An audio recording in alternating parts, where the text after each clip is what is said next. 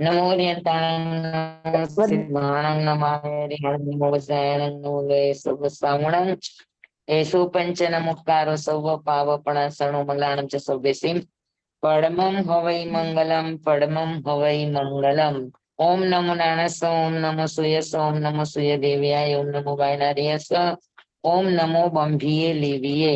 તીર્થંકરો ગણધરો પૂર્વધરો શ્રોતધરો વાચનાચાર્યો પ્રધાનાચાર્ય ઉપાધ્યાય સાધુ પ્રાદિ ભગવંતો ઉપકારી ગુરુ ગુરુની ભગવંતો જે શાસન દેવ જે શાસન માં તાપ કરવાની આજ્ઞા હો શરણો હો સંરક્ષણ હો આજ્ઞા હો શરણો હો સંરક્ષણ હો.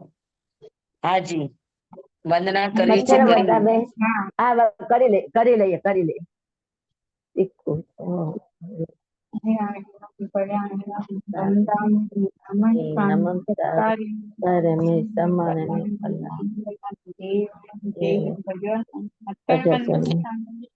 મથેર વંદામી સ્વામી. હાજી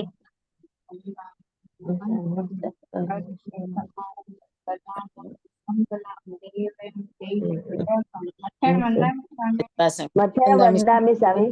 હાજી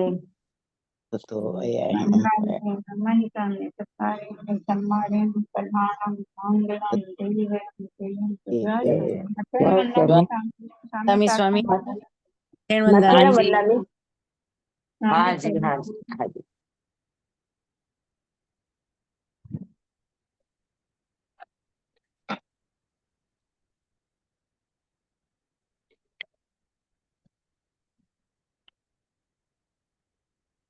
ચાલો આપડા 12 બોલ પૂરા થયા. 13મા બોલે 25 પ્રકારનું મિથ્યાત્વ. મિથ્યાત્વ આપણે મિથ્યાત્વ અને સમ્યક્ત્વ ગુણસ્થાનમાં બીજા ક્લાસમાં બધી રીતે ખૂબ સરસ રીતે સમજી લીધું છે. હા અહીંયા ખાલી એના પ્રકારો વિશે સમજી લઈએ.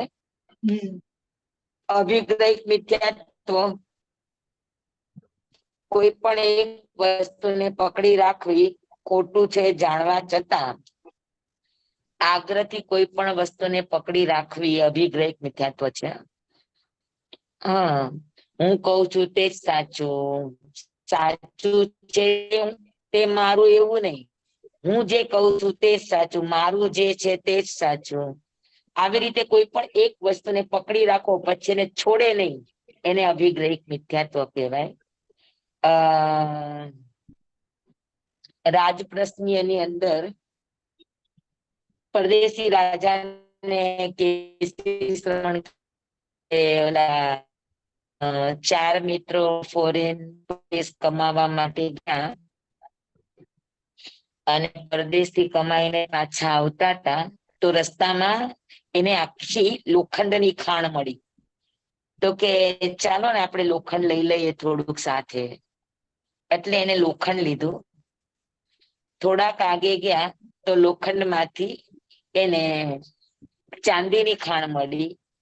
તો કે હવે આ લોખંડ લીધું છે સાથે તો હવે એને શું કરીએ આપણને ચાંદી મળી છે તો લોખંડ અહીંયા મૂકી દઈને ચાંદી સાથે લઈ લઈએ. હા તો એને પોતાના 3 મિત્રોએ લોખંડ માંથી ચાંદી લીધું પણ એક મિત્ર કે ના હું તો લોખંડ છોડીશ જ નહીં મને જે મળ્યું છે પેલા ઈ જ સાચું.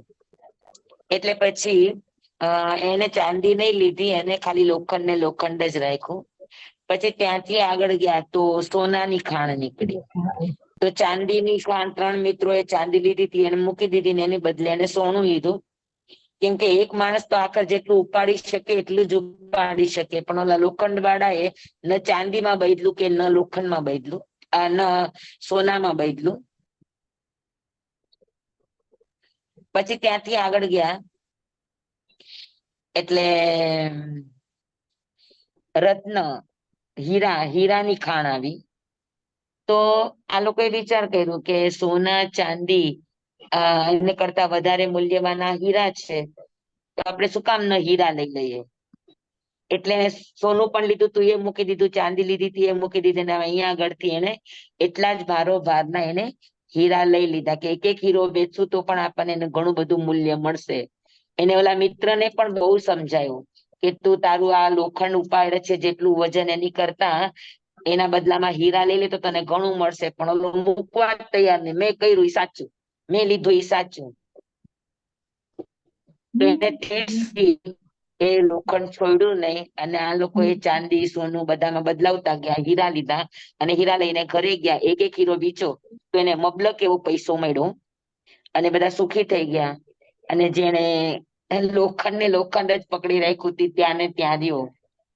એટલે કેસી સ્વામી પરદેશી રાજાને એમ કે છે કે મેં તને કેટલી વસ્તુઓ સમજાવી આત્માની સિદ્ધિ માટે, પણ તું તારો મત છોડવા જ તૈયાર નથી. તો તું ઓલા લોખંડ લોહો વણિક જેવો છે કે જેને પેલા લોખંડ લીધું તો પછી ઠેઠ સુધી લોખંડ ને જેને વહન કરી રાખ્યું, એનો જ ભાર વેંડાઈ રાખ્યો. તો એવી જ રીતે આપણે પણ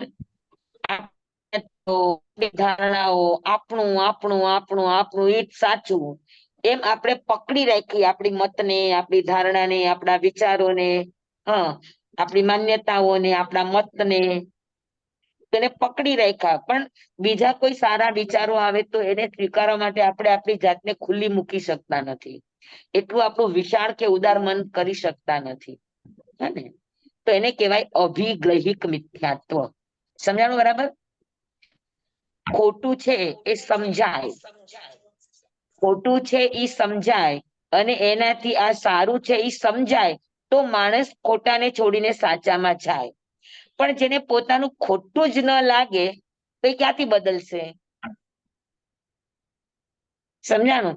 તો અભિગ્રહિક મિથ્યાત્વ એવું કામ હોય કે પોતાનું ખોટું છે એ જાણ થવા છતાં પણ પોતે છોડવાની તૈયારી ન રાખે તો એને કહેવાય અભિગ્રહિક મિથ્યાત્વ. પછી કહેવાય અનાભિગ્રહિક મિથ્યાત્વ. આનાથી ઉલટું અભિગ્રહિક મિથ્યાત્વ થી. અનાગ્રહિક મિથ્યાત્વ વાળો શું કે એને સત્યની તો ખબર નથી, સત્યની ઓળખાણ નથી, સત્યનો પરિચય નથી, એટલે જે આવ્યા એ બધાય સાચા, ખોટાય સાચા ને સાચાય સાચા. અંધેરી નગરી ને ગંડુ રાજા, ટકે શેર ભાજી ટકે શેર ખાજા. બધા એક જ ભાવમાં તોડાય, બધા એનું એક જ વેલ્યુએશન થાય. બરાબર? તો એ અનાભિગ્રહિક, એ પણ અનાભિગ્રહિક કે તમને સત્યની જાણ તો હોવી જોઈએ, સાચા ખોટાની જાણ હોવી જોઈએ. એના વગર જે આવ્યા એ બધાને સ્વીકારે, પછી એમાં ખોટાઈ હોય ને સાચાઈ હોય. બરાબર? પછી અભિનિવેશિક મિથ્યાત્વ. પોતે જે ધર્મ કે પોતે જે માન્યતાઓ કે પોતે જે અભિનિવેશ, જે માન્યતા ને જે દ્રષ્ટિકોણ ને જે ધર્મ ને એને સ્વીકાર્યું છે એને છોડે નહીં. સાંશયિક મિથ્યા ઉત્પન્ન થાય, એનું નિરાકરણ ન થાય એ મિથ્યાત્વ. અણાભોગ મિથ્યાત્વ. બરાબર? તો આ રીતે લૌકિક મિથ્યાત્વ, લોકોત્તર મિથ્યાત્વ, તમે બધા પ્રતિક્રમણમાં 25 મિથ્યાત્વના અર્થ કર્યા જ હોય, એટલે તમને બધાને આની જાણ છે. બરાબર છે? હા. લૌકિક વ્યવહારના મિથ્યાત્વ, લોકોત્તર ભગવાનની માનતા માનવી, આંબેલની માનતા માનવી, તો આ બધા લોકોત્તર મિથ્યાત્વ છે. ઉપરા વચન,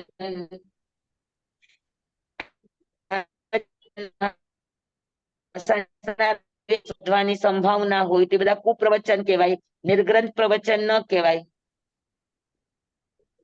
પછી જીવ ને અજીવ, અજીવ ને જીવ, સાધુ ને કુસાધુ, કુસાધુ ને સાધુ, ધર્મ ને અધર્મ, અધર્મ ને ધર્મ, 8 કર્મથી મુકાણા તેને નથી મુકાણા, નથી મુકાણા તેને મુકાણા કહે. તો આવી રીતે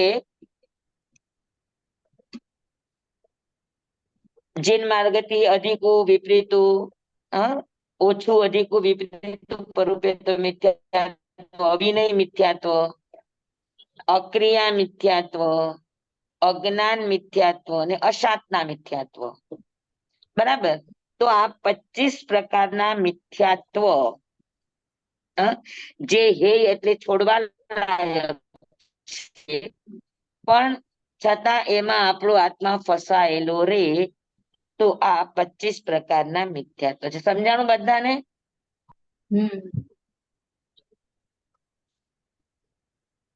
હાજી? પ્રતિક્રમણની બુકમાં જી, હેલો, હા સ્વામી. જી સ્વામી. હાજી. અવાજ નથી આવતો? તો આ લગભગ બધાના સમજાયેલા જ બોલો છે 25 મિથ્યાત્વ. જી સ્વામી.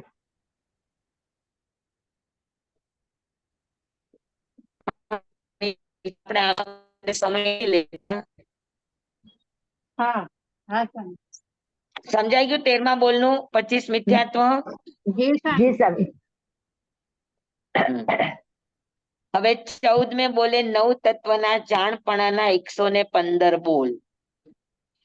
9 તત્વ એને જાણવાના 115 ભેદ છે. આ આપણે સમજીએ. હા ને? તત્વ કોને કહેવાય?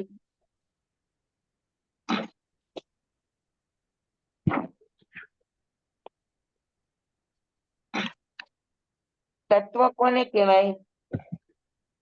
જેમાં વિશેષ જાણકારી હોય. હા,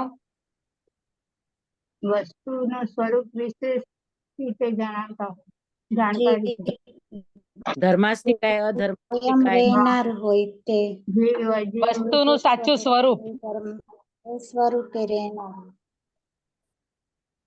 હમ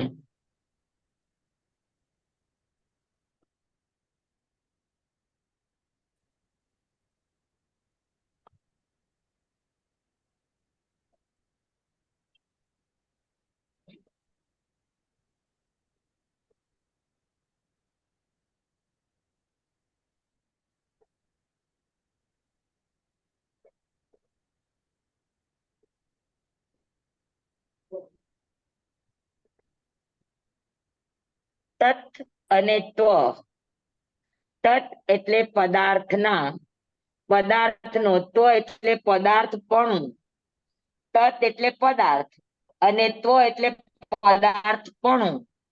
પદાર્થપણું એટલે પદાર્થનો એવો ગુણ કે જે ઈ પદાર્થને છોડીને જાય નહીં. જેમ કે સાકરમાં મીઠાશપણું, તો એ સાકરને છોડીને ન જાય. અગ્નિની ઉષ્ણતા, તો એ અગ્નિને છોડીને ન જાય. એટલે અગ્નિને છોડી ન દે, અગ્નિમાં ઈ રે જ. તો જે એના પદાર્થને છોડે નહીં, તો એટલે ગુણ કહેવાય. પદાર્થના મૂળભૂત ગુણને તત્વ કહેવામાં આવે. સમજાણું? તત એટલે પદાર્થ, તે એટલે પદાર્થ કોઈ પણ, અને ત્વ એટલે પણું. આપણે મિથ્યાત્વ પણું, તો મિથ્યાત્વ કહેવાય. મિથ્યા અને ત્વ, મિથ્યાત્વ. સંકિત અને ત્વ, સમ્યક્ત્વ એટલે સમ્યક્ત્વ પણું. બરાબર. પછી મનુષ્યત્વ એટલે મનુષ્યપણું. દેવત્વ એટલે દેવપણું. બરાબર ને? તો ત્વ એટલે પણું, પણું એટલે એનો ગુણ, જે એની સાથે જ રહે, એને છોડે નહીં. તો એને તત્વ કહેવાય. સમજાણું બરાબર? તો એવા 9 તત્વ છે.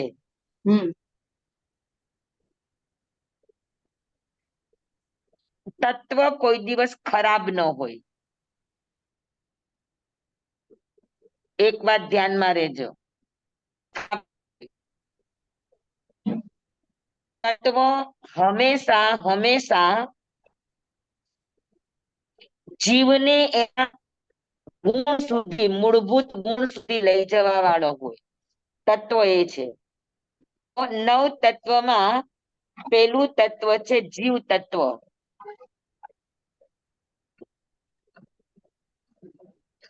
જીવ તત્વ એટલે જીવનું જીવપણું. હા, જીવનું જીવપણું એટલે શું? તો કે જ્ઞાતા દ્રષ્ટા ભાવ. હા, ચૈતન્યપણું. એ જીવનું તત્વ છે, એ જીવપણું છે. સમજાણું? જી સ્વામી. જી સ્વામી. જીવના જીવપણાને જીવ તત્વ કહેવાય. તો આપણે બોલીએ ને અસંખ્યાત પ્રદેશી, ચૈતન્ય લક્ષણ, સુખ દુઃખ નો જાણકાર, હા, અસંખ્યાત પ્રદેશી, અરૂપી હોય એને જીવ તત્વ કહેવાય. હા, તમે એ જ વ્યાખ્યા કરો ને, જીવ તત્વની શું વ્યાખ્યા કરો? સ્વામી ફરીથી બોલો ને, અવાજ કપાઈ ગયો હતો. અચ્છા, બરાબર. જીવ તત્વ કોને કહેવાય? જીવનું જીવપણું. જીવનું જીવપણું શું હોય? તો કે જ્ઞાતા દ્રષ્ટા ભાવ. જ્ઞાતા દ્રષ્ટા એટલે ચૈતન્ય લક્ષણ, સદા સૌપયોગી, અસંખ્યાત પ્રદેશી, સુખ દુઃખ નો જાણકાર, નિશ્ચયથી અને વ્યવહારથી સુખ દુઃખ નો કરતા અને સુખ દુઃખ નો ભોગતા વ્યવહારથી, પણ નિશ્ચયથી ખાલી સુખ દુઃખ નો જાણકાર છે, જ્ઞાતા છે, કરતા અને ભોગતા નથી. અસંખ્યાત પ્રદેશી હોય, અરૂપી હોય એને જીવ તત્વ કહેવાય. જી સ્વામી. સમજાઈ ગયું બધાને જીવ તત્વની વ્યાખ્યા? જી સ્વામી. જીવ એટલે મૂળભૂત જીવ દ્રવ્ય. આત્મા એનું વ્યવહારિક રૂપ છે. આત્મા એ શુદ્ધ સ્વરૂપ નથી, આત્માનું વ્યવહારિક રૂપ છે. આત્મા જ્યારે વ્યવહારમાં આવે નિશ્ચયમાંથી, ત્યારે એ આત્મા, નહીતર મૂળભૂત રૂપ જુઓ તો દ્રવ્ય કહેવાય. તો જીવ તત્વ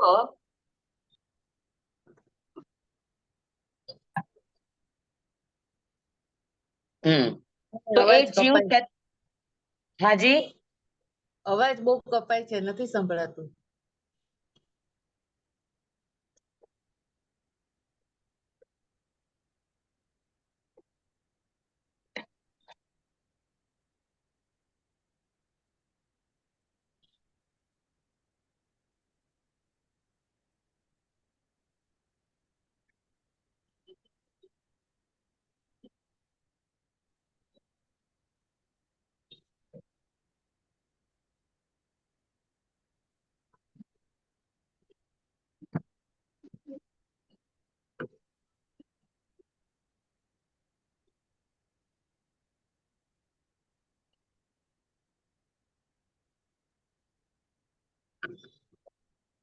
હવે સંભળાય છે? જી સ્વામી. હા. જી સ્વામી.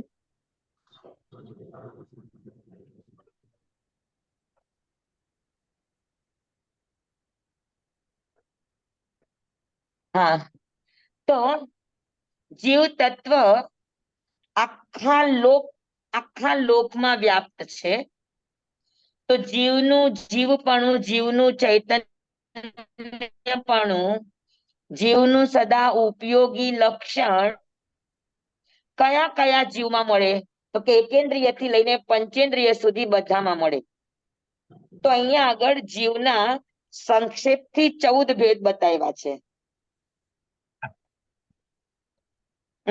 વિસ્તારથી જીવના 563 ભેદ, પણ અહીંયા સંક્ષેપથી કથન છે કે કયા કયા જીવોમાં જીવત્વ હોય. તો સૂક્ષ્મ એકેન્દ્રિય એટલે સૂક્ષ્મપણું ખાલી સ્થાવર જીવોમાં જ હોય. 2 ઇન્દ્રિયથી લઈને પંચેન્દ્રિય જીવો બધા બાદર કહેવાય. એકેન્દ્રિયમાં 2 પ્રકાર છે, સૂક્ષ્મ અને બાદર. તો સૂક્ષ્મ જીવો એટલે જે માયરા મરે નહીં, બાયડા બળે નહીં, હૈણા હણાય નહીં, આપણા કોઈ પણ શસ્ત્રની અંદર ઈ આવે નહીં. તો આમ જુઓ સૂક્ષ્મ જીવો આપણા માયરા મરે નહીં, બાયડા બળે નહીં, ડૂબા ડૂબે નહીં, હૈણા હણાય નહીં. તો એની વિરાધના કેવી રીતે થાય? સૂક્ષ્મ જીવોની તો આપણાથી વિરાધના ન થાય, તો સૂક્ષ્મ જીવોની આપણાથી રક્ષા થાય? ન થાય. તો એની વિરાધના આપણે કઈ રીતે કરીએ? ટુકડાથી ઝાટકીએ, પંખો સુપડાથી જાપતો કે પંખાથી કરો તો સૂક્ષ્મ જીવો ન મરે. અચ્છા. આપણે પચખાણ ન એનાથી લીધા વિરાધના થાય તો બાદર જીવોની થાય, સૂક્ષ્મ જીવોની ન થાય. અને ભાવથી હિંસા થાય, અને પચખાણ ન લીધા હોય ને તો આપણે એનાથી વિરાધનાથી બચી ન શકે એમ કહેવાય એટલે. આ 6 લેશિયા જે આપણે લેશિયા કરીએ ને ભાવો, તો 6 લેશિયાના જે પરમાણુ હોય ને એ એકદમ સૂક્ષ્મ હોય. એનાથી એ જીવોની વિરાધના થવાની સંભાવના છે. સમજાણું? અને બીજું હમણાં રેખાબેને કીધું તેવી રીતે કે આપણે આપણા ભાષાના પ્રયોગમાં એમ કહે કે બધાય જીવોનું આવું થાવ, તો બધાય જીવોમાં સૂક્ષ્મ પણ આવ્યા કે નહીં? હા. તો એવી ભાવધારાથી પણ સૂક્ષ્મ જીવોની વિરાધના થાય, એનું હિંસાનું પાપ લાગે. આપણા પરિણામની ધારા, આપણે કોઈ કશાય કે વિભાવના પરિણામની ધારા છે અને એનાથી જે પૂતગલો સૂક્ષ્મ કાર્મણ વર્ગના આપણી છૂટી પડે, તો એનાથી પણ એ જીવોની વિરાધના થાય. લેશિયાના પરમાણુઓથી એની વિરાધના થાય, આપણા ભાવોથી એની વિરાધના થાય.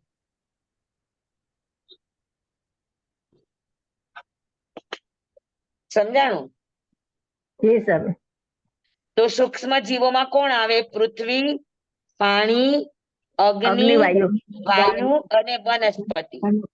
આ પાંચમાં જ સૂક્ષ્મ હોય અને આ સૂક્ષ્મ જીવો આખા 14 રાજલોકમાં ઠસોઠસ ભર્યા છે.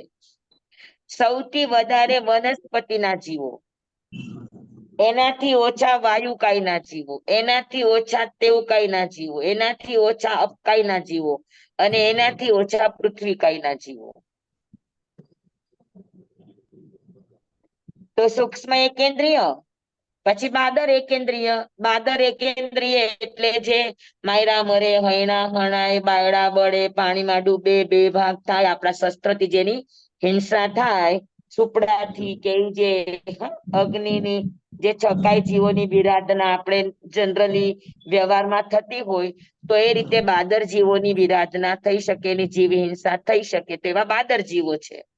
બાદર એટલે સ્થૂળ, જે આપણા શાસ્ત્ર સાધનમાં જે જીવો પકડાઈ શકે, તે જીવોને બાદર જીવો કહેવાય.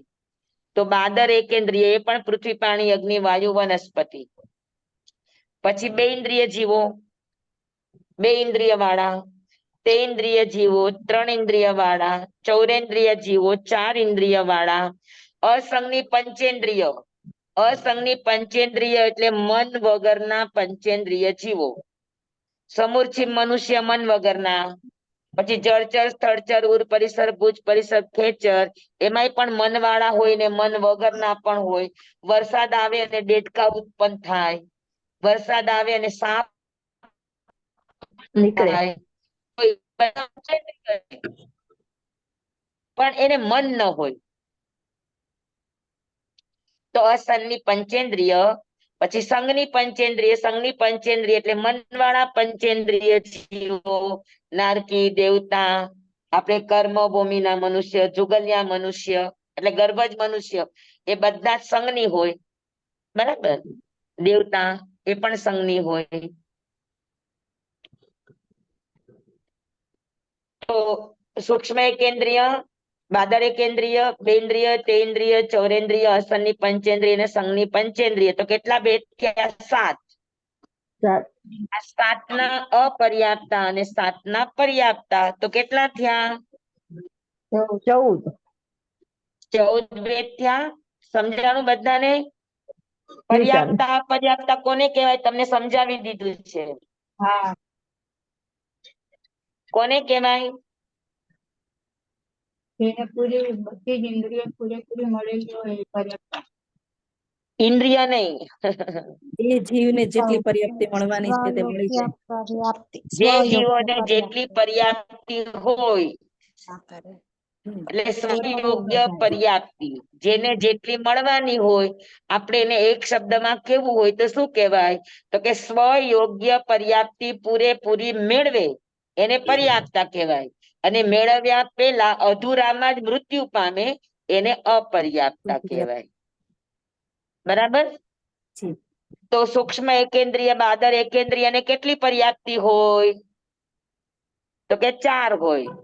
આહાર, શરીર, ઇન્દ્રિય અને શ્વાસોશ્વાસ આ 4 પર્યાપ્તિ હોય.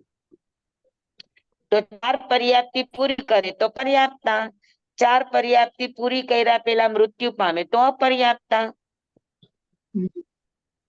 પછી 2 ઇન્દ્રિય, ચોરેન્દ્રિય, અસન્ની પંચેન્દ્રિય આ બધામાં 5 પર્યાપ્તિ હોય.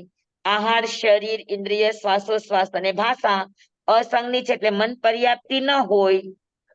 બરાબર. તો આ બધા જ્યાં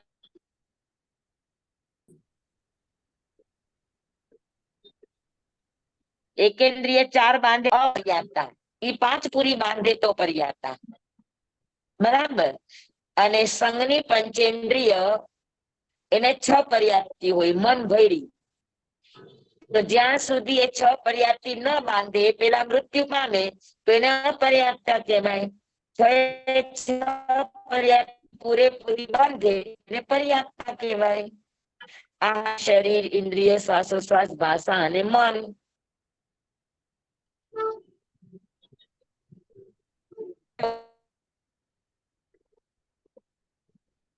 હલો, જી સ્વામી. સમજાય કે બધાને?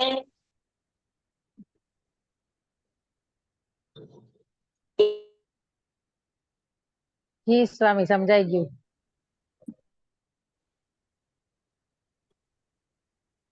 આહાર, ઇન્દ્રિય, શ્વાસોચ્છ્વાસ, ભાષા અને મન. બરાબર. એકેન્દ્રિયના 4 ભેદ છે, સૂક્ષ્મ અને બાદર, અપર્યાપ્ત અને પર્યાપ્ત 4 ભેદ છે. બરાબર. તો સૂક્ષ્મ અને બાદર અપર્યાપ્તાને એકેન્દ્રિય અપર્યાપ્તા એનામાં આહાર પર્યાપ્તિ હોય, શરીર હોય, ઇન્દ્રિય પણ શ્વાસોશ્વાસ પર્યાપ્તિ ન હોય ને ભાષા ને મન તો હોય જ નહીં. તો કેટલી પર્યાપ્તિ હોય? 4. અપર્યાપ્તામાં 3. અને એકેન્દ્રિય પર્યાપ્તાને કેટલી હોય? 4. 4. આ 2 તો હોય જ નહીં. બરાબર. પછી 2 ઇન્દ્રિય, તેન્દ્રિય, ચૌરેન્દ્રિય એટલે એને વિકલેન્દ્રિય નામ આપો. 5. વિકલેન્દ્રિય અને અસંગની પંચેન્દ્રિય. બરાબર. એના અપર્યાપ્તામાં કેટલી? આહાર, શરીર, ઇન્દ્રિય, શ્વાસોશ્વાસ, ભાષા ન હોય. અથવા તો શ્વાસોશ્વાસ હોય પણ ખરું અને ન પણ હોય. અને મન તો છે જ નહીં. આવી રીતે લખાય. દેખાય છે ને બધાને? હા. પછી આ વિકલેન્દ્રિય અસંગનીના પર્યાપ્તા તેને આહાર, શરીર, ઇન્દ્રિય, શ્વાસોશ્વાસ અને ભાષા 5 પર્યાપ્તિ હોય.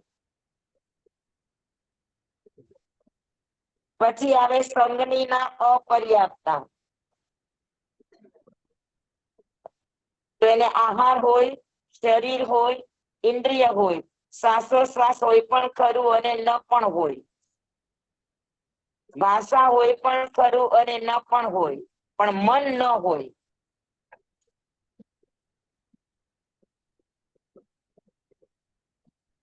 સમજાયું? અને સંગનીના પર્યાપ્તામાં આહાર, શરીર, ઇન્દ્રિય, શ્વાસોશ્વાસ, ભાષા અને મન 6 હોય. સમજાય ગયું બધાને? આ તમે 1 મિનિટ દેખાય જરાક આ બાજુ ફેરવો ને દેખાય. હા.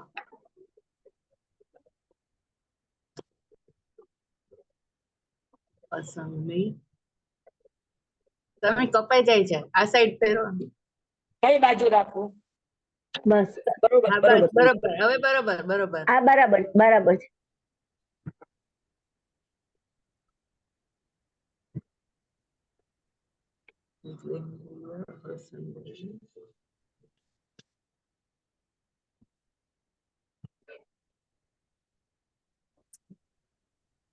થઈ ગયું બધાને? જોવાઈ ગયું? હા જી સ્વામી. તો આમાંથી તમારું તારણ શું નીકળ્યું? કે અપર્યાપ્તતા હોય કે પર્યાપ્તતા, 3 પર્યાપ્તિ તો બધાને હોય જ. અપર્યાપ્તતા જીવ પણ 3 પર્યાપ્તિ તો બાંધ્યા પેલા મરે જ નહીં.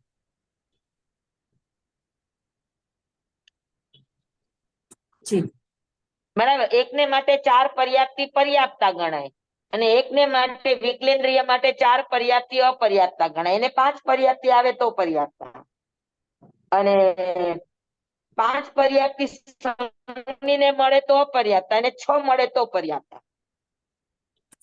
હા, એટલે આનું કારણ શું નીકળ્યું? કે જેને જેટલી પર્યાપ્તિની યોગ્યતા હોય એટલી પૂરેપૂરી મળે તો પર્યાપ્તતા, એમાંથી અધૂરી રહે તો અપર્યાપ્તતા. કેમ કે પર્યાપ્તિ બાંધવા જેટલી સ્વયોગ્ય પર્યાપ્તિ છે એક સાથે જ થાય છે.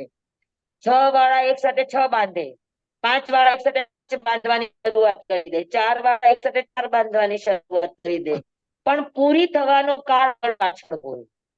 સૌથી પહેલા આહાર પર્યાપ્તિ પૂરી થાય, પછી શરીર પર્યાપ્તિ, પછી અંતઃમુહૂર્ત, પછી ઇન્દ્રિય, પછી અંતઃમુહૂર્ત, પછી શ્વાસોશ્વાસ. આમ અંતઃમુહૂર્ત ના ગેપ ઉપર એક એક પર્યાપ્તિ પૂરી થાય.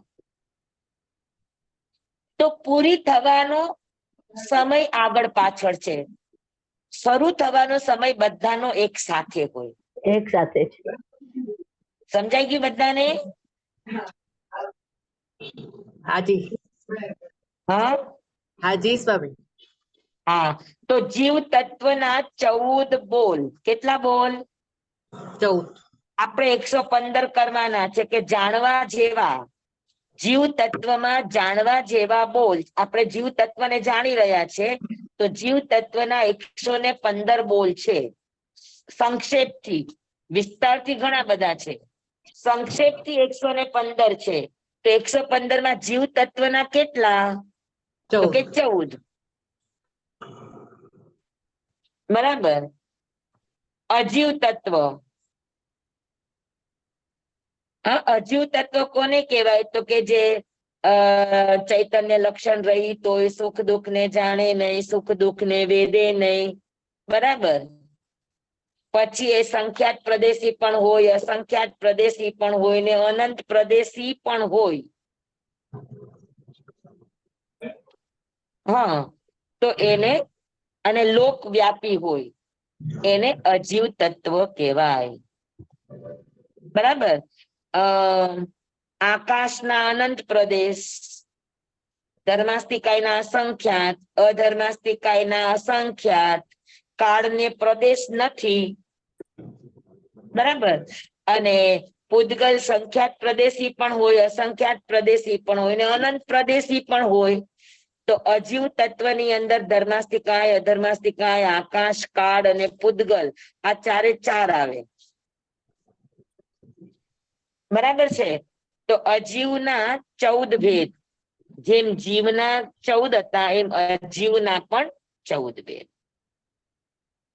જળ સ્વભાવી, જીવ છે ચૈતન્ય સ્વભાવી અને અજીવ છે જળ સ્વભાવી. બરાબર. સુખ દુઃખ ને જાણે, સુખ દુઃખ ને વેદે, અને અજીવ છે ન સુખ દુઃખ ને જાણે કે ન સુખ દુઃખ ને વેદે. પછી અજીવ છે એ અસંખ્યાત પ્રદેશી છે. જ્યારે અજીવ છે એ અસંખ્યાત પ્રદેશી છે, જ્યારે અજીવ છે એ સંખ્યાત પ્રદેશી પણ છે, અસંખ્યાત પ્રદેશી પણ છે અને અનંત પ્રદેશી પણ છે. એનું વોલ્યુમ, જથ્થો સંખ્યાત, અસંખ્યાત અને અનંત 3 પ્રકારનું છે. પછી જીવમાં એક જીવ દ્રવ્ય જ આવે, જ્યારે અજીવમાં 5 દ્રવ્ય આવે, ધર્માસ્તિકાય, અધર્માસ્તિકાય, આકાશ, કાળ અને પૂદગલ. અજીવ દ્રવ્ય છે એ અરૂપી જ હોય, જ્યારે જીવ દ્રવ્ય છે એ અરૂપી જ હોય, પણ અજીવ દ્રવ્ય છે રૂપી પણ હોય ને અરૂપી પણ હોય. ધર્માસ્તિકાય, અધર્માસ્તિકાય, આકાશ, કાળ, આ 4 અરૂપી અજીવ છે. એનામાં વર્ણ, ગંધ, રસ, સ્પર્શ ન હોય, તો એ અરૂપી છે. અને પૂદગલ છે એ રૂપી છે. રૂપી એટલે જેનામાં વર્ણ, ગંધ, રસ અને સ્પર્શ હોય એને રૂપી કહેવાય. તો સમજાણું બધાને? જી સ્વામી. હા. ધર્માસ્તિકાય, અધર્માસ્તિકાય, આકાશ. ધર્માસ્તિકાય એટલે જીવ કે પૂદગલ જે ગતિ કરી રહ્યા છે એને ગતિમાં સહાયક બને એને ધર્માસ્તિકાય કહેવાય.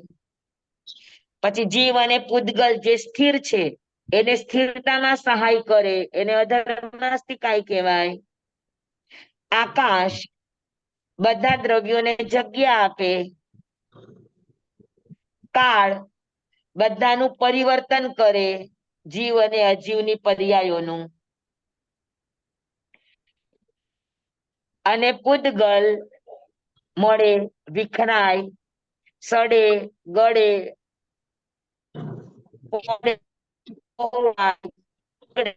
તૂટે, ફૂટે, નાશ પામે. તો એ બધાને શું કહેવાય? પૂદગલ. સમજાણું બધાને?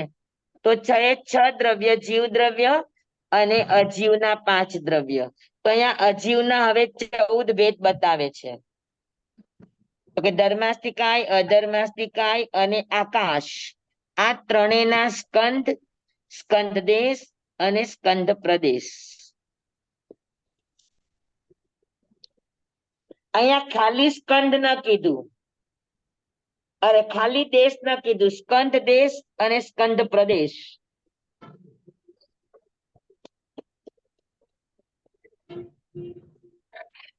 અને પૂદગલ ની અંદર સ્કંદ દેશ અને પ્રદેશ કીધું. આનો શું ફરક? ઓલા એના સ્કંદ થી છૂટા નથી પડતા. આમ આપણે કહી શકીએ કે આખા લોક એમાં ભરત ક્ષેત્ર એટલું ધર્માસ્તિકાય, પણ એ એટલું ભરત ક્ષેત્ર ને જેટલું ઈ છૂટું ન પડે ધર્માસ્તિકાય અધર્માસ્તિકાય એટલે. યસ, બરાબર છે, વેરી ગુડ. હા, ધર્માસ્તિકાય, અધર્માસ્તિકાય અને આકાશ આ 3 અખંડ દ્રવ્ય છે અને એક દ્રવ્ય છે. સમજાણું? એક છે અને અખંડ છે.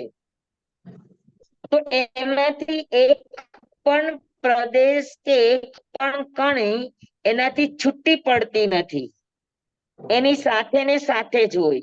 એટલે અહીંયા સ્કંદ એટલે આખો અખંડ જે છે એને સ્કંદ કહેવાય.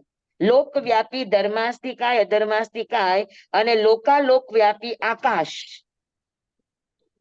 એને આખો સ્કંદ કહેવાય.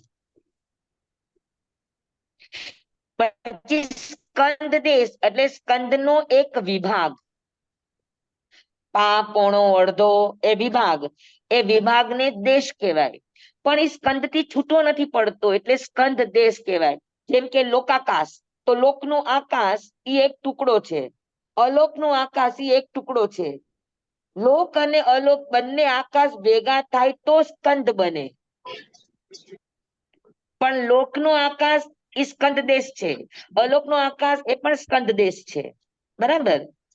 તો સ્કંદ થી છૂટો પડ્યા વગર જે એનો વિભાગ કરવામાં આવે એને સ્કંદ દેશ કહેવામાં આવે.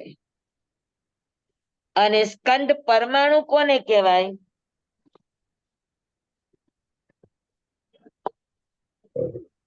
સ્કંદ પરમાણુ ને સ્કંદ પ્રદેશ.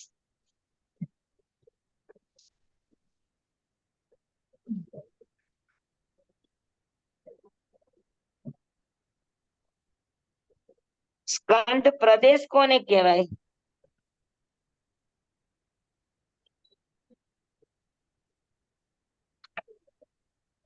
જેના બે દેશ ભાગ, એટલે કે પાક, અડધો એ ટુકડો. પ્રદેશ જેના બે એટલે ભાગ થાય. હા હા સ્વામી, જેના બે ભાગ ન થાય એને પ્રદેશ કહેવાય. હા, જેમ કે એ નાની નાની નાની નાની બુંદીઓ, એનાથી એક લાડવો બન્યો. તો લાડવાનો પા, પોણો, અડધો એ ટુકડો એ એનો દેશ કહેવાય. પણ એમાં એક બુંદી નાનામાં નાની, પણ ઈ હજુ લાડવા સાથે ચોટેલી છે, લાડવાથી છૂટી પડી નથી, પણ અવિભાજ્ય અંશ છે કે એના બે ટુકડા થાય નહીં. તો ઈ અવિભાજ્ય અંશને પ્રદેશ કહેવાય.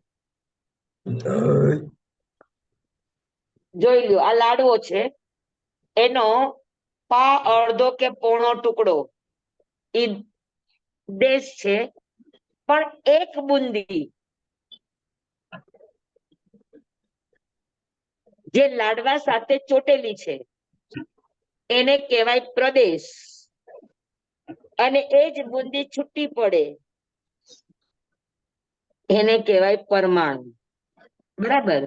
તો ધર્માસ્તિકાય, અધર્માસ્તિકાય, આકાશ એનો ટુકડો પણ છૂટો પડતો નથી અને એનો પ્રદેશ પણ છૂટો પડતો નથી, એટલે એને સ્કંદ દેશ, સ્કંદ પ્રદેશ કહેવામાં આવે.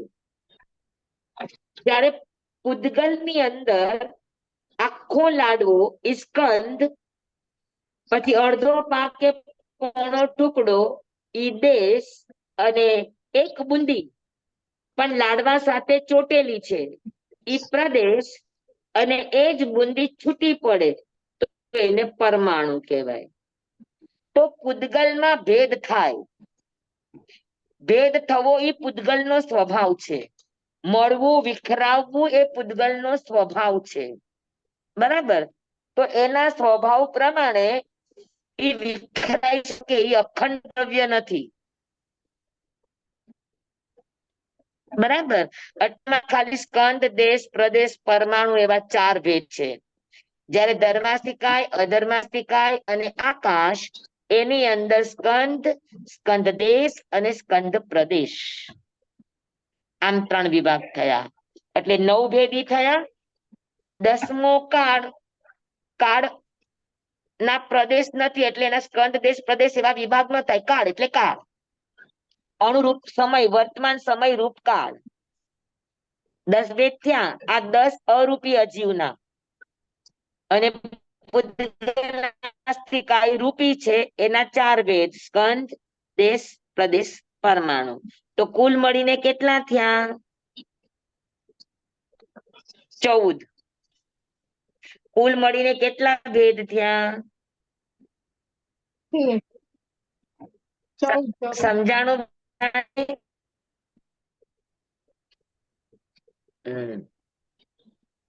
14 ભેદ થયા. લોકમાં અજીવના કેટલા ભેદ હોય? 14. રેખાબેન, હા, અજીવના હમણાં મેં તમને શીખડાવ્યું. રેખાબેન નહીં બોલતા, બીજાને વિચારવા દ્યો. લોકમાં અજીવના કેટલા ભેદ? 14. 14 ભેદ. અને 14 ભેદ. અલોકમાં કેટલા? લોકમાં બી 14. 14 ને ભૂલી ગયા, એવું ન હોય ને. અલોકમાં આકાશ સિવાય કોઈ ન હોય. આખો સ્કંદ આકાશ અસ્તિકાયનો, એટલે સ્કંદ બી નહીં, એનો દેશ ભાગ આકાશ આ અસ્તિકાયનો. લોકની અંદર 6 દ્રવ્ય હોય, જ્યારે લોકની બહાર અલોક છે તો અલોકમાં આકાશ સિવાય કોઈ ન હોય. બરાબર. તો ધર્માસ્તિકાય, અધર્માસ્તિકાય, કાળ અને પૂદગલ એના બધા જ ભેદ ખાલી લોકમાં જ મળે, અલોકમાં ન મળે. બરાબર છે. ધર્માસ્તિકાયના 3, અધર્માસ્તિકાયના 3, કાળનો 1 એટલે 7, અને પૂદગલના 4. 7 ને 4 11. 11. બરાબર. આ 11 ભેદ તમને લોકમાં જ મળે, લોક બહાર ન મળે. હવે રહ્યા બાકી 3, આકાશ નો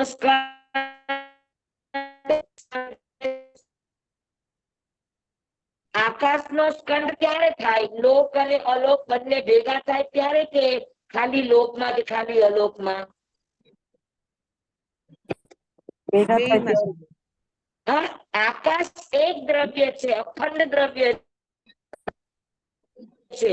તો બેયમાં લોક થાય અને ને. અલોક બંનેનું મળે ત્યારે આકાશનો સ્કંદ થાય.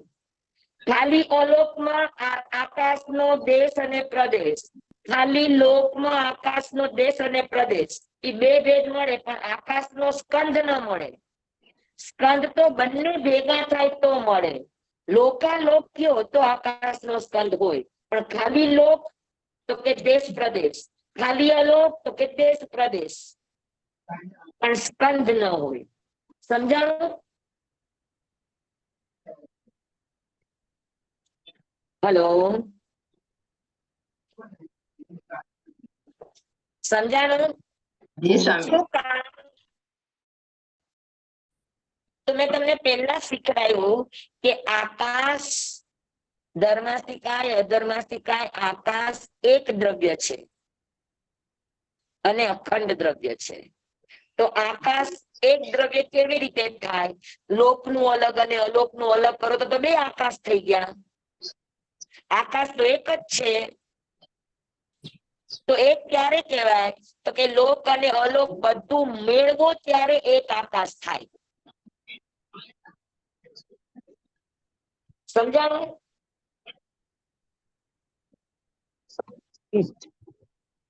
સમજાણું કે નહીં સમજાણું? જી સમ હા, તો આકાશનો સ્કંદ, સ્કંદ એટલે આખું એક દ્રવ્ય. તો આકાશનો સ્કંદ લોક અને અલોક બંને ભેગા મળે તો જ મળે. તમે ખાલી લોકાકાશ કહો તો પણ ન મળે, ખાલી અલોકાકાશ કહો તો પણ ન મળે, કારણ કે અલોકાકાશ, અલોકનું આકાશ એક ટુકડો છે, લોકનું આકાશ એક ટુકડો છે, દેશ છે.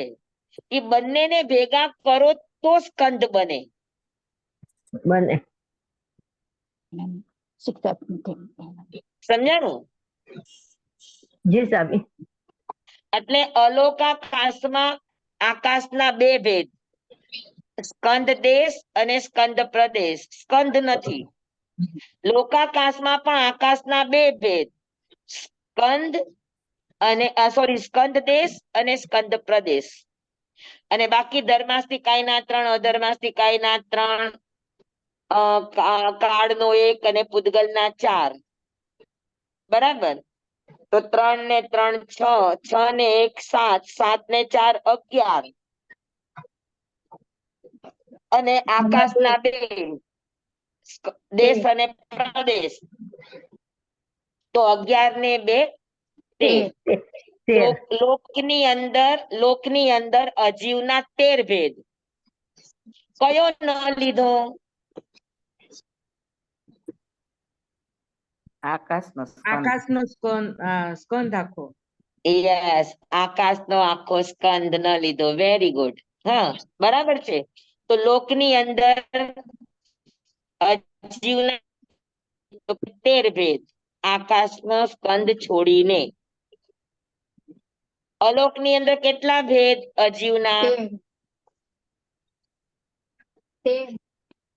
તો હમણાં જ કીધું કે ધર્માસ્તિકાય અલોકમાં હોય, ના હોય.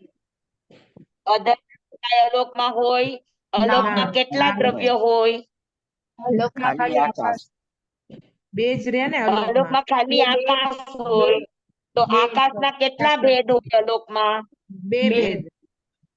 બે ભેદ હોય. Very good. કયો ભેદ ન હોય? સ્કંદ પ્રદેશ. સ્કંદ દેશ, સ્કંદ ન હોય. સ્કંદ દેશ અને સ્કંદ પ્રદેશ, આ બે ભેદ હોય. સમજાય ગયું બરાબર? અને લોકાલોકમાં અજીવના કેટલા ભેદ? 14. લોકાલોકમાં 14. લોકાલોક કહો એટલે 14 એ 14. સમજાણું?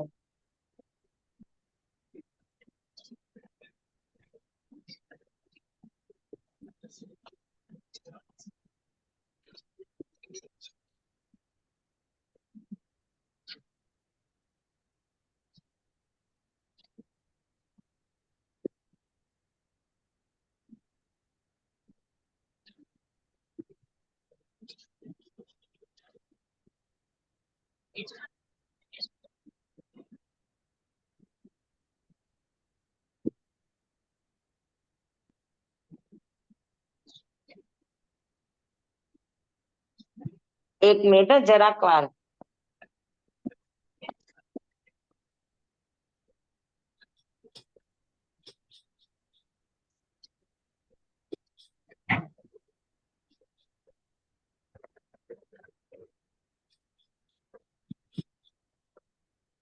હેલો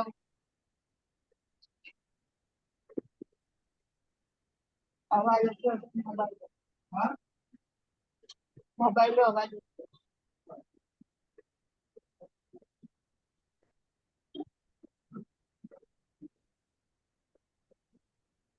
બારી બંધ કર.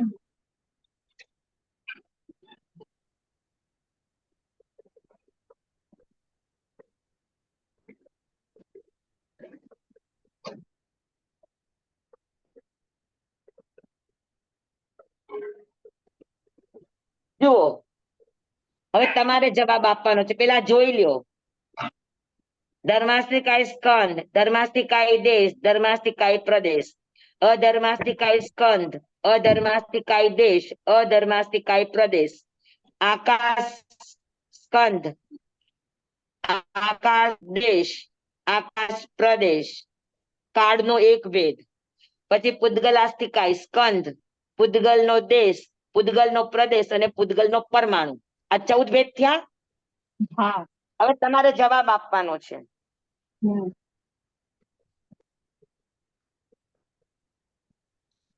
લોકની અંદર, પછી અલોકની અંદર અને લોકાલોકની અંદર. પેલું છે લોક, બીજું છે અલોક અને ત્રીજું છે લોકાલોક. 13, 2 ને 14. ચાલો, હવે ધર્માસ્તિકાય નો સ્કંદ લોકમાં હોય, હા હોય. હા અલોકમાં હોય, ના ન હોય. ના હોય ન હોય અવલોકમાં ન હોય લોકાલોકમાં, હોય. લોકાલોકમાં ન હોય. બે સાથે રાખો તો ન હોય. અચ્છા એ માત્ર લોકમાં હોય. પછી ધર્માસ્તિકાય નો દેશ લોકમાં હોય, ના હોય હા હોય. અલોકમાં, ન હોય લોકાલોકમાં ન ના હોય હોય. ન હોય. પછી ધર્માસ્તિકાય નો પ્રદેશ લોકમાં હોય, હોય. અલોકમાં ન હોય, લોકાલોકમાં ન હોય.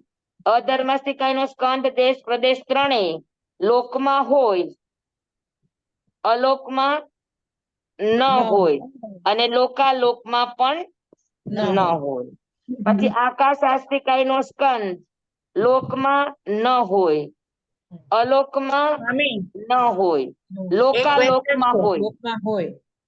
સ્વામી લોકાલોક એટલે લોક અને અલોક બેવ ભેગું ને? હા, હા. લોક અને અલોક બે ભેગું.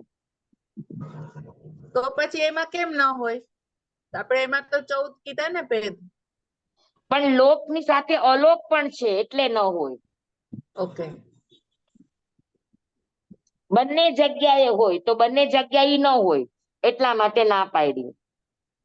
પછી આકાશ આસ્તિકાય નો દેશ અને પ્રદેશ લોકમાં હોય, અલોકમાં પણ હોય હોય.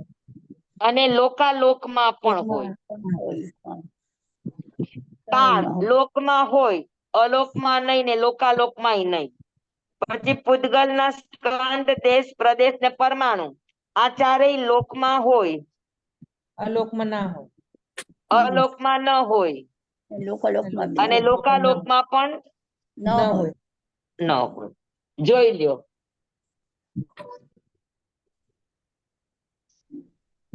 થઈ ગયું ક્લિયર?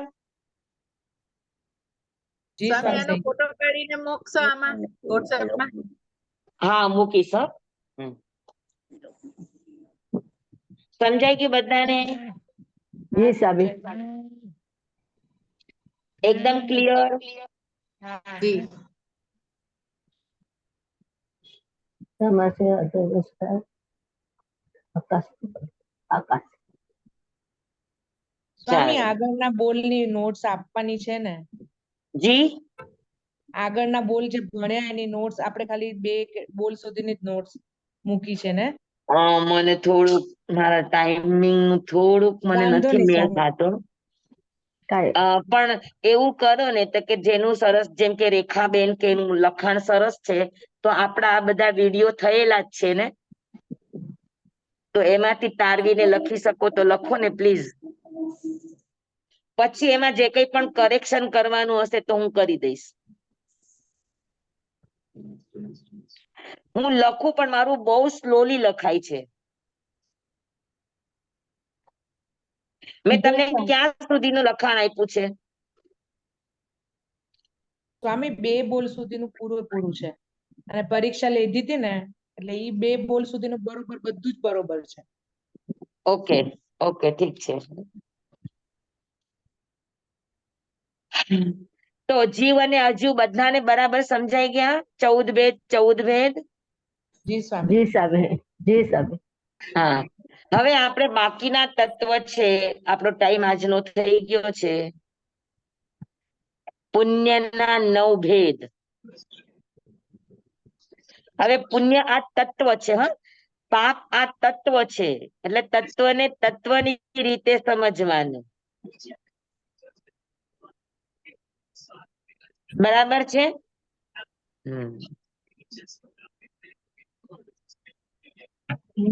તો પુણ્ય અને પાપ આ બે ને આપણે, અને આશ્રવ, સંવર, નિર્જરા, બંધ અને મોક્ષ, આ 9 તત્વ છે. આમાં બાંધવાના કારણ છે, આ તત્વની અંદર ભોગવટાના કારણ નથી, પણ આપણે ઈ સાથે લેશું.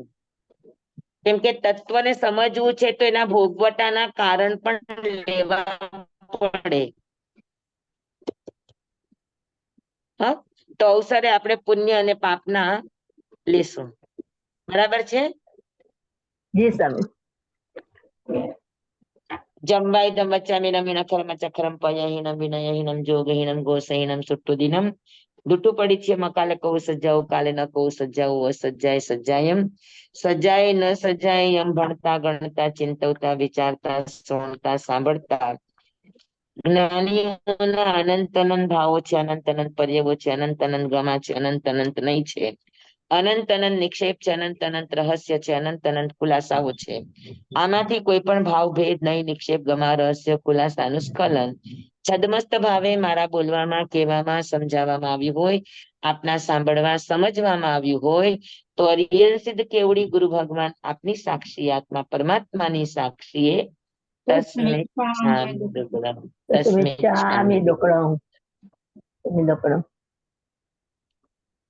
ચાલો, જય જીનેન્દ્ર બધાને. સેવમ બનતે સેવમ બનતે સેવમ બનતે પિબેમી સેવમ બનતે. હાજી હાજી, શું કીધું? આવતીકાલે સવારે 11 થી 12 આત્મસિદ્ધિ આત્મસિદ્ધિ. સ્વામી સ્વામી આ પાટીમાં જે લખ્યું છે એને ફોટો મૂકજો. હા મોકલું, હા મોકલું. મોકલું છું, મેં લીધો છે સ્વામી સ્ક્રીનશોટ, હમણાં મોકલી હા, દઈશ. એમાં છે ને જરાક મેં ચોક થી લખ્યું છે ને એટલે થોડુંક આડું અવળું છે. હું તમને પ્રોપર કરીને 10 મિનિટમાં મોકલું. હા, જી સાહેબ પણ હું મોકલીશ તો આ ગ્રુપમાં આવશે ને? હા, લીધો છે તો હું મોકલું છું. તમે જે પાર્ટીમાં લીધો છે ને સ્ક્રીનશોટ છે તો હું મોકલું છું. એમ સામે તમારે આપો, એડમિન છો એટલે આવશે. જી એડમિન છો એટલે આપનું આવશે. હા ઠીક છે. હું હમણાં 10 જ મિનિટમાં તમને વ્યવસ્થિત કરીને મોકલું. હા, જી સાહેબ નમો ઓરિયંતાણંગ, નમો સિદ્ધાણંગ, નમો આયર્યાણંગ, નમો વજ્રાયણંગ, નમો લોય સર્વ સાહુણંગ, એસો પંચન મુક્કારો સૌવ પાવપણાસણો મંગલાણં ચ સવ્વે સિમ પડમમ હવૈ મંગલમ. પડમમ હવૈ મંગલમ. ગુરુદેવની આજ્ઞા શ્રી શ્રી ચતારી મંગલમ, અરિહંતા મંગલમ, સિદ્ધા મંગલમ, સાહુ મંગલમ, કેવલી પનત્તો ધમો મંગલમ, ચતારી લુગુતમા, હરિહંતા લુગુતમા, સિદ્ધા લોગુતમા સાહુ લોગુતમા કેવલી પનતો ધમો લોગુતમો ચતારી શરણં પવજ્જામિ અરિહંતે શરણં પવજ્જામિ સિદ્ધે શરણં પવજ્જામિ સાહુ શરણં પવજ્જામિ કેવલી પનતં ધમ્મં શરણં પવજ્જામિ ચાર શરણા ચાર મંગલ ચાર ઉત્તમ કરે જે નર ભવસાગરમાં ન બુડે તેહ સકલ કર્મનો આણે અંત મોક્ષ તણા શુકલય અનંત ભાવ ધરીને જે ગુણ ગાય તે જીવ તરીને મોક્ષે જાય સંસારમાં હિ શરણાચાર અવર શરણ નહીં કોઈ જે નર નારી આદરે અક્ષય વિચલ પદવી હોય અંગૂઠે અમૃત વસે લબ્ધિ તણા ભંડાર શ્રી ગુરુ ગૌતમ સ્વામીજી ભગવાનને સમરીએ તો સદાય મન વાંચિત ફલદાતાર સદાય મન વાંચિત ફલદાતાર બોલો ભગવાન મહાવીર મહાવીર સ્વામી સ્વામી જય. કાલે આત્મસિદ્ધિ માટે અ એક ભામીની બેન નો પણ મેસેજ આવ્યો હતો કે મને આત્મસિદ્ધિમાં જોડજો. હા તો હું ઉર્મિલાબેન કે બંસી તમને નંબર મોકલું છું. હા મોકલો સ્વામી કરી દઈશ આ શ્રદ્ધાબેન તો જોઈન થઈ ગયા ને? હા હા ઠીક.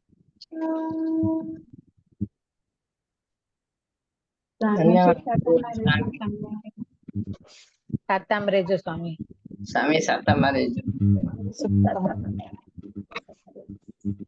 નિવૃત્ત થઈ ગયા સ્વામી. નેટવર્ક નથી.